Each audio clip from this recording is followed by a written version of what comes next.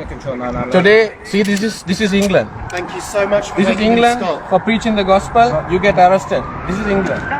கிறிஸ்தவ நாட்டில் சுவிசேஷம் அறிவித்த ஒரே காரணத்தினால் கிறிஸ்தவர் ஒருவர் காவல்துறையால் கைது செய்யப்படும் காட்சிகள் அனைவரையும் வேதனையடைய வைத்துள்ளது.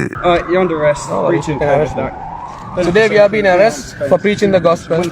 கிறிஸ்தவர் ஒருவர் இங்கிலாந்து தேசத்தில் குறிப்பிட்ட ஒரு தெருவில் நின்று சுவிசேஷம் அறிவித்துக் கொண்டிருக்கிறார். அப்போது திடீரென்று அங்கு வந்த காவல்துறை அதிகாரிகள் நீங்கள் சுவிசேஷம் கூறக்கூடாது என்று அவரை தடுக்கின்றனர். மேலும் நீங்கள் சுவிசேஷம் கூறியதற்காக உங்களை கைது செய்கிறோம் என்று கைவிலங்கை எடுத்து அவரின் கைகளில் போட்டு அவரை கைது செய்கின்றனர். பின்னர் அந்த கிறிஸ்தவரை அங்கிருந்து இழுத்து சென்று தங்கள் காவல்துறை வாகனத்தில் ஏற்றி அவரை கொண்டு செல்கின்றனர். This is England, supposed to be a freedom of country, preach in the gospel.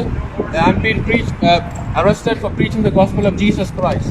இந்த காட்சிகள் சமூக வலைதளங்களில் வெளியாகி அனைவரையும் அதிர்ச்சியடைய வைத்துள்ளது. ஒரு காலத்தில் இங்கிலாந்து தேசத்திலிருந்து பல மிஷனரிகள் பல உலக நாடுகளுக்கு சென்று அநேக மக்களை ஆண்டவருக்குள்ளாக வழிநடத்தினார்கள். ஆனால் அப்படிப்பட்ட ஒரு கிறிஸ்தவ நாட்டில் தற்போது சுவிசேஷம் அறிவித்த ஒரே காரணத்திற்காக ஒரு கிறிஸ்தவரை கைது செய்துள்ள இந்த சம்பவம் கிறிஸ்தவ நாடு தற்போது ஒரு தவறான பாதையை நோக்கி செல்கிறது என்பதை மிக தெளிவாக நமக்கு உணர்த்துகிறது. இங்கிலாந்து தேசத்தில் வாழும் கிறிஸ்தவர்களை நம் ஜெபங்களில் நினைவு கூறுவோம். கிறிஸ்துவுக்குள் பிரியமானவர்களே, இந்த தகவலை தவறாமல் உங்கள் நண்பர்களுக்கும் பகிருங்கள். எங்களோடு இணைந்து பயணிக்க இந்த சேனலை சப்ஸ்கிரைப் செய்து கொள்ளுங்கள். தேவன் தாமே உங்களை ஆசீர்வதிப்பாராக. ஆமென்.